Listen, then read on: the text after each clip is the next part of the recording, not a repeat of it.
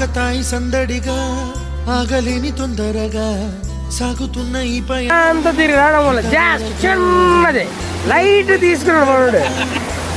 Happy friendship day.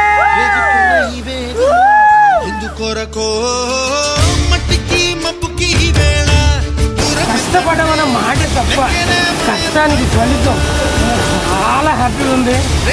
ఎంత హ్యాపీగా ఉందో మీకు ఈరోజు కుర్రోళ్ళు జూమ్ చేస్తే కానీ హ్యాపీగా ఉందా లేదా?